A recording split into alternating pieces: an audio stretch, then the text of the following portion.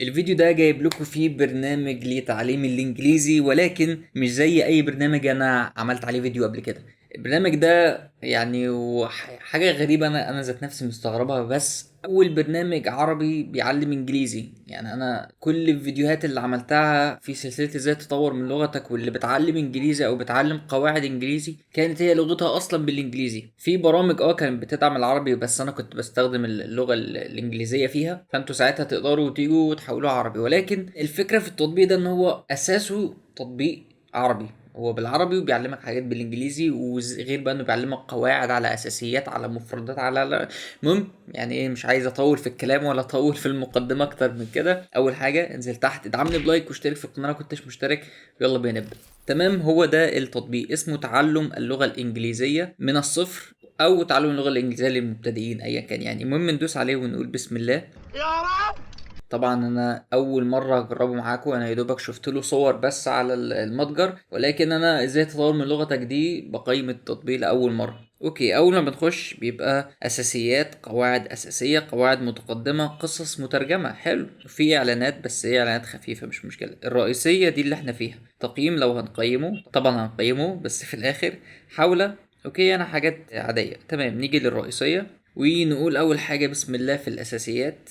أحرف الهجاء، الأعداد، قراءة الأعداد، أيام الأشهر، تحت الخضروات، الفواكه. عندك 28 حاجة لحد حروف الجر والعطف. أوكي لحد دلوقتي so far so good. نخش في أحرف الهجاء.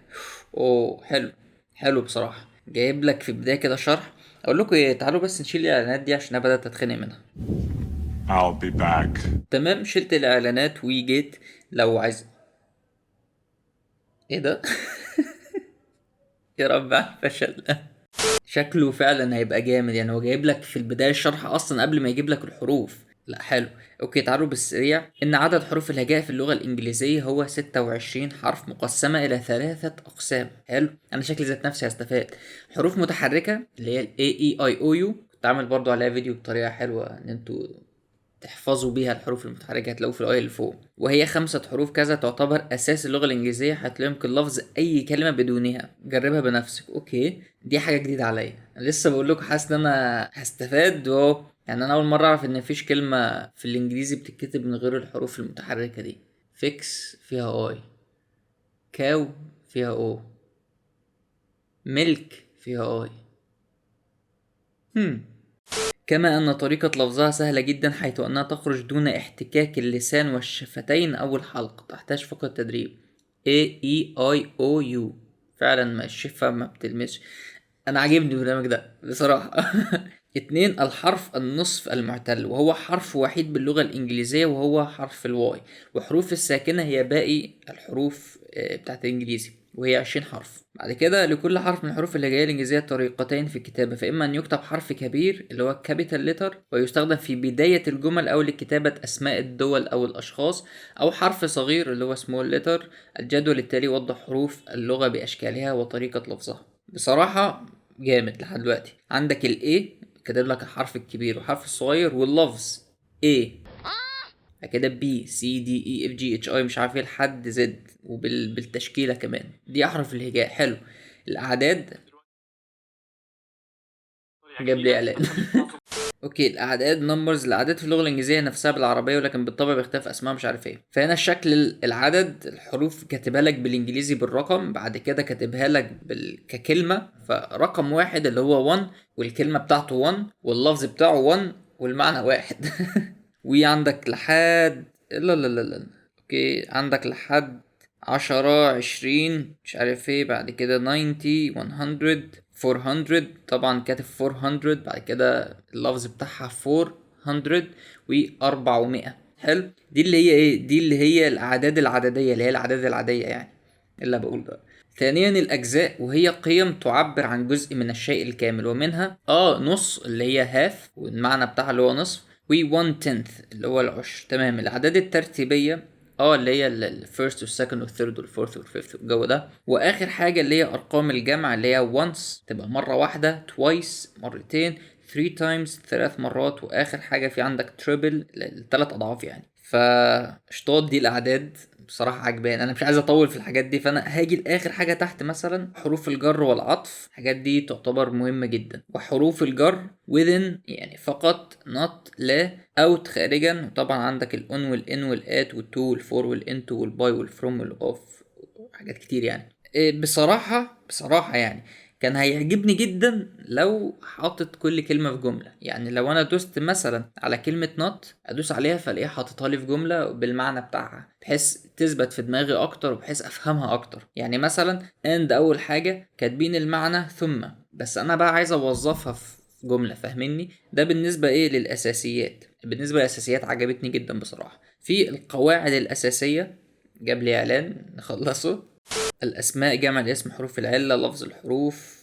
عندك 32. أوكي، عندي إحساس إن الفيديو ده هيطول، أحاول أخلصه بسرعة. الأسماء تطلق الأسماء في شرح طبعا، أحمد، سارة، ريم، تشير، كرسي. وجايب لك شرح أشكال الاسم في جنس الاسم، الأسماء المركبة، أسماء بصيغة الجمع. آخر حاجة بقى، أو مش آخر، إيه ده مش آخر حاجة خالص، لا لا لا الله، إيه ده كله؟ يا نهار أبيض، البرنامج ده عملاق. في طبعا شرح كتير، وهنا بيقول لك لو أنت الاسم عايز تحط له اس، بيبقى فيه طبعا كذا حاله. يعني كاميرا تحط لها اس هتبقى كاميراز، بوت هتبقى بوتس، هاوس هتبقى هاوسز، وهكذا. انما بيقول لك لو جات لك الكلمه بتنتهي بحرف من الحروف اللي تحت دي، اللي هي الاكس الاو الاس والدبل اس والاس اتش والسي اتش، بتحط بدل الاس لما تيجي تجيب الجمع بتاعها، بدل ما تحط اس بتحط اي اس. زي الكلمات دي ماتش اخرها سي اتش، فهتبقى الجمع بتاعها ماتشز، ما ينفعش احط اس بس، لازم احط اي اس. بوتيتو هي بطاطسايه، هتبقى جمعها بوتيتوز. فتمام. الحالة التالتة اللي هي الكلمات بقى بتنتهي بحرف الواي، اللي هو الحرف المعتل الوحيد ده. فبيقول لك اي كلمة بتنتهي بحرف واي،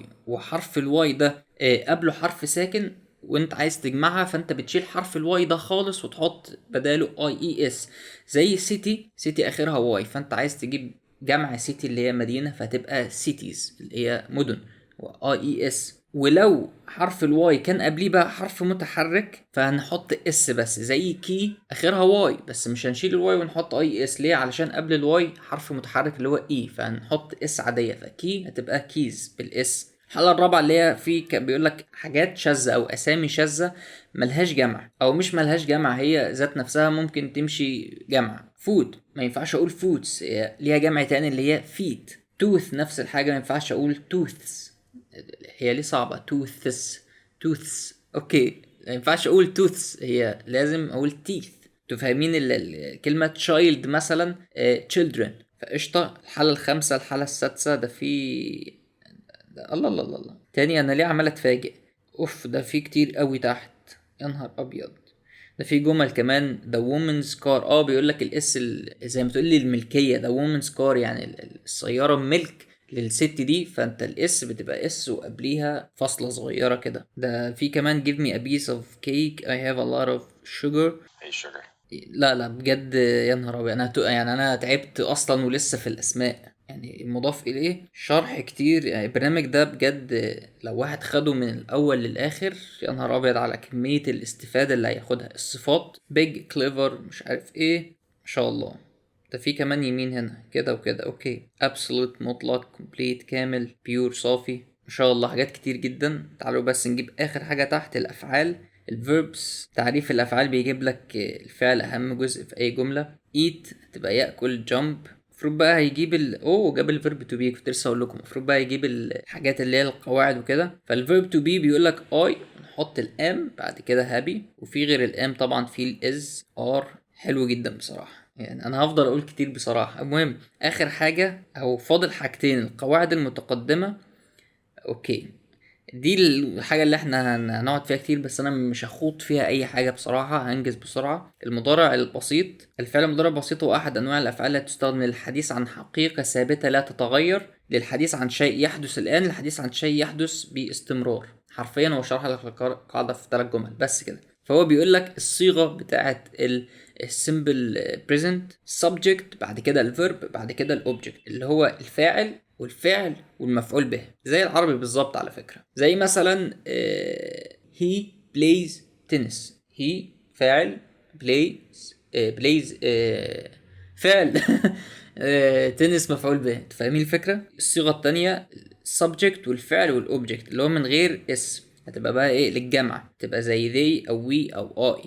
اوكي، جايب لك جمل كتيرة، والصيغة الأخيرة أو الصيغة الرابعة الفيرب، بعد كده السبجكت، بعد كده الكومبلمنت، بقية الجملة. تمام، ده المضارع البسيط. في حاجات كتيرة أوي. ملخص أزمنة الفعل، يا نهار أبيض. أوكي، يعني تخيلوا أنا بس بمجرد إن أنا بخش على حاجة بشوف وبطلع، بخش حاجة تانية بشوف وبطلع، أنا ذات نفسي تعبت، دي حقيقة والله العظيم تعبت. آخر حاجة التعجب، لازم إعلان يعني ما تنجزوا. آخر حاجة التعجب اللي هي التعجب، انت عارف التعجب، اوريكم صورتها. ده بيقول لك ازاي تعمل كلمة تعجب واستخداماتها والامتى بتحطها والجو ده بالنسبة للقواعد المتقدمة. وفي قصص مترجمة، دي انا كنت ايه متشوق لها من الاول بصراحة. 20 قصة، الولد والمسامير. تمام، قصة كلها بالانجليزي. بعد كده الترجمة بتاعتها there was a boy who was always losing his temper his father gave him مش عارف ايه. فانت قصة صغيرة بتقراها علشان تعلم نفسك القراية او تعلم نفسك الانجليزي والنطق وكده ومفردات الكلام، وبعد كده ايه الترجمة بتاعتها. بصراحة برنامج حلو، بس انا شايفه بس بينقصه حاجتين بصراحة. الاختبار، لازم يبقى فيه اختبار مهما كان. وتاني حاجة نطق، يعني انا برنامج حلو بيعلم من البداية خالص، بس كان لازم يبقى فيه نطق. هو يعني اي كلمة كاتب لك النطق بتاعها بالعربي ازاي بيتكتب، زي 1 مثلا و20 وكده، بس شايف انها ممكن ما تبقاش كافية قوي. فكان على الاقل لازم واحد بس ايه او صوت يرددها. نفس الحاجة في القصص دي، ان انا اقرا ده كله، لو انا واحد لسه فيها في الانجليزي واقرا ده كله هيبقى صعب شوية عليا. فان واحد ممكن يقراها بعد كده إيه انا اردد وراه لحد ما اشوف الكلمة بعيني واسمعها بودني وارددها ببقي، بعد كده هي احفظها. ايه ده؟ شفتوا انتوا الحتة دي؟ بس وبالفعل لازم يبقى فيه اختبارات. مفيش حاجة هنا مستخبية يمين ولا شمال. الظروف adverbs، اوكي دي حاجة حلوة برضو. بس هو كده مفيش اختبار للأسف. تقييم خليها دلوقتي حاولة صح، مفيش اختبارات خالص. هو بس البرنامج عبارة عن الأربع حاجات دي، بالنسبة لي أنا كافي ووافي قوي. تمام، جت اللحظة ان احنا نقيم التطبيق. هقولها لكم صريحة، التطبيق ده لو كان فيه الحاجتين اللي انا قلتها لكم، اللي هي بالنسبة لي اهم حاجة الاختبار، كان لازم او مش اهم حاجة ولكن يعني يستحسن جدا ان التطبيق يبقى فيه اختبار. عشان معلش ايه اللي هيختبر ان اللي انا بتعلمه ده هيثبت في دماغي او صح ولا لا الا بأسئلة. دي اول حاجه. تاني حاجه حته النطق، مش برامج كتيره بتحط اوبشن النطق ده، لكن كان هيبقى لفته حلوه. لو الحاجتين دول كنت لقيتهم موجودين من غير تفكير كنت هديله 5. بجد انا عمري لحد دلوقتي ما اديت ولا اي ابلكيشن 5. ده التطبيق الوحيد اللي كنت هديله 5 بجد، لو كان فيه الحاجتين دول. للاسف ما فيهوش الحاجتين دول، فنرجعها مثلا لأربعة ونص. فانا كنت هديله 4.5. جوجل ما فيهوش 4.5، فانا دلوقتي في ازمه. كده يا 4 يا 5. انا 4 قليل عليه جدا، يستاهل اكتر من 4، عشان انا في برامج كنت مديها 4 وما تجيش نص حلاوة ده. في نفس الوقت 5 يعني حلو بس مش لدرجة 5. انا كنت قايل لكم زمان ان انا مش هدي اي تطبيق 5 الا لو خلاني اقول واو. هو ده خلاني اقول واو بصراحة عشان ما نكدبش. بس اتضايقت في حتة بس الاختبار دي. يعني برنامج تعليم لازم يبقى فيه اختبارات، هي قاعدة كده. تتعلم تختبر، هو مدارس يبقى امتحانات، جامعة فاينل. فبس للأسف مفيش 4.5، فأنا هضطر أديله 4. بس خليكوا عارفين إن هو 4.5 أو 4.6 أو 7 أو 8. فبس أنا هديله 4 بس. فعلا ده تقريبا ممكن my favorite application so far من ضمن سلسلة ازاي تطور من لغتك. زي ما انتوا عارفين او لو انتوا كنتوا بتتابعوا سلسلة ازاي تطور من لغتك، في برامج كتير عجبتني جدا وفي برامج بالنسبة لي كانت مفضلة. بس انا هفضل التطبيق ده عليهم علشان هو اوريدي بالعربي وبيديك كمية شروحات خيالية بصراحة، وكمان من غير فلوس. انتوا مستوعبين؟ يعني كل البرامج التانية كان نصها مثلا مجاني، والنص التاني لو عايز تكمل او عايز تتقدم اكتر في التعليم بايه بتدفع. انما انت بتاخد جزء مجاني. هنا مفيش الكلام ده، هنا حرفيا كله مجاني. فدي حاجة بلس للبرنامج ده. الداون جريد بس بالنسبه لي انا او الحاجه اللي احبطتني شويه الاختبارات. ان في برامج اللي اصلا بيميزها اختباراتها، في برامج انا كنت عامل عليها فيديوهات احلى ما فيها الاختبارات، بيجيب لك بقى العاب وحاجات. انا كنت بستمتع وانا بحل، فما بالك انت بتستمتع وانت بتحل حاجة بتتعلمها، فانت بتستمتع وانت بتتعلم. فدي بالنسبة لي كانت لو اتضافت هنا كان 5 بدون تفكير. فهو 4 4 ونص كويس جدا عليه. هحط لكم طبعا اللينك بتاعه تحت في الوصف، انزلوا وحملوه. اعتقد هينفع جدا برضو لاولادكم او لاخواتكم الصغيرين او لاي شبل عندكم صغير، هيبقى حلو جدا ليهم بالعربي والنطق خفيف، يعني وانت او انتي تبقي ماشيين معاه واحده واحده، هتتعلموا وهم هيتعلموا. فبس انا مش عايز اطول بصراحه في الفيديو اكتر من كده عشان هو للاسف كده شكله طول. تنساش لو الفيديو عجبك تحط له لايك وتعمل له شير علشان غيرك يستفاد بيه، وتشترك في القناه وتفعل جرس التنبيهات، وتكتب لي في الكومنتس تحت على اي فيديو انت عايز نعمله، وتقول لي رايك في الابليكيشن، وتقول لي لو في ابليكيشنز تانية عايز نعمل فيديو او ريفيو عليها. وبس كده خلصنا. سلام.